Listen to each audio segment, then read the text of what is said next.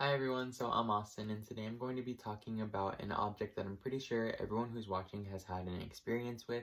We have either created with, played with, known someone who's had a ton of them, or maybe even accidentally stepped on one at some point in our lives. And that object is Legos.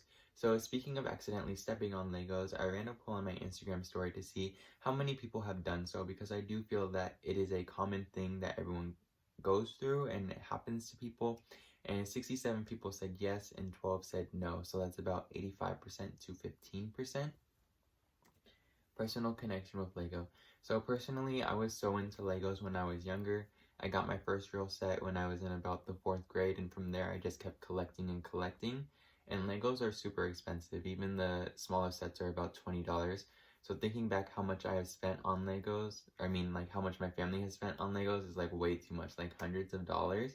And it's just like really bad because eventually we do grow out of these things, and now I have packing boxes in my closet full of Legos that I don't even touch anymore. Like in this picture is just a couple. There's like way more in the closet that like it fills the closet.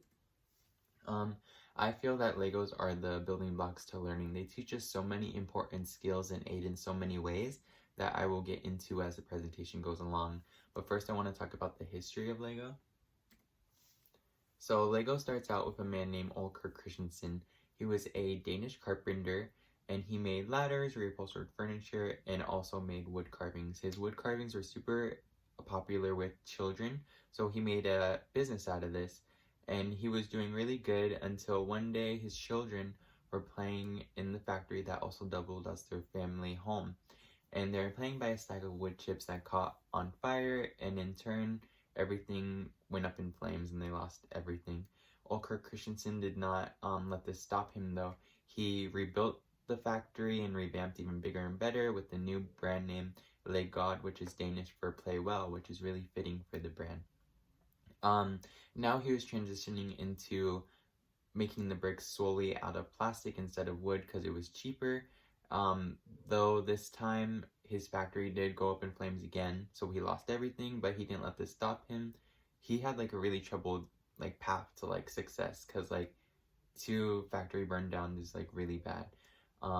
So after the second time his factory burned down, he rebuilt. He didn't let this stop him.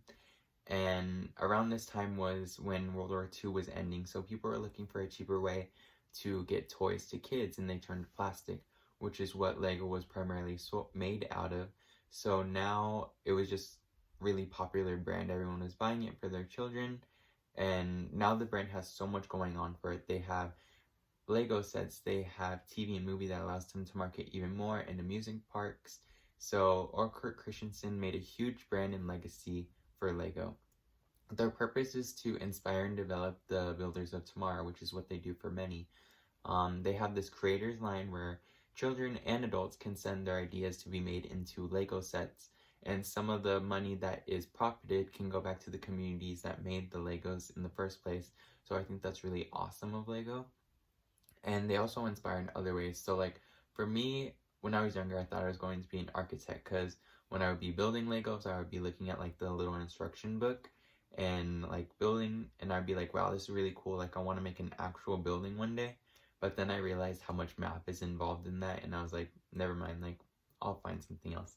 So now the learning aspect. So for learning, there is motor function. So they teach eye-hand coordination, teamwork when building with others. They teach patience and so many other important skills that we use in our everyday lives. There is also classroom applications, so teachers can use Legos to better inform their students. So when students have a hands-on approach in whether it be math, science, whatever it may be, it helps them stick the topic in their head better. And for me, I know that when I have a hands-on approach, it makes things just way clearer and it sticks in my head. Also with STEM majors, so the STEM program is like science, technology, engineering, mathematics, and whatever else. Like I know they've added other components to it. It's not just STEM anymore. But there are these really expensive Legos. They're like $300 to way more, and they use technology. So students can encode the Legos to do whatever they want, whether it be like race or like move a soda can. It will help these kids that are using it now to have like a step ahead in their future careers because they already know how to encode and engineer. Now, health and other benefits of Lego. So for the environment, Lego in recent years has started recycling old Legos so that they use less plastic. They're also looking for new ways to make Legos, so they're turning to new resources, trying to find new things so that they are more eco-friendly, which I think is just awesome because we do need to stop using so much plastic and try to find more eco-friendly solutions.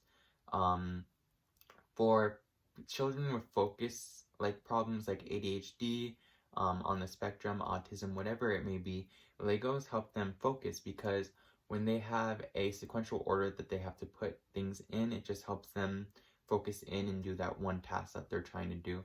I have a younger sister. She has ADHD, and sometimes like she'll be all over the place, and we'll just be like, "Hey, let's go like build a Lego real quick." And when she's playing with the Legos, it like everything's just focused in on that, and she's calm, and everything's just great for her because she's in control and she has a sequential order that she has to do things in and follow. Another health benefit is for like the visually impaired. There are these Legos that are Braille bricks, and they help those people with visual impairments to learn letters and numbers. And also on the psychology side, therapy side, Legos can be used as a tool to help children. So there was a study in one of my sources that showed that when children have like a toy, like Legos or whatever it may be, in their session, it helps them open up more, and that will help the psychologist be able to tone in on their problems that they're facing and help them even more. For me, I want to be a children's psychologist, so I will definitely be bringing in toys like Legos to better help me help them. And to conclude, I really do believe that Legos are the building bricks to learning. They teach us so many important skills and aid in so many ways. And another thing is that Ole Kirk Christensen's relentlessness is really inspirational because he had so many reasons to like give up and not continue, but he didn't. And now he made a huge successful brand, and it's just awesome. Here are my references, and that's it. Thank you.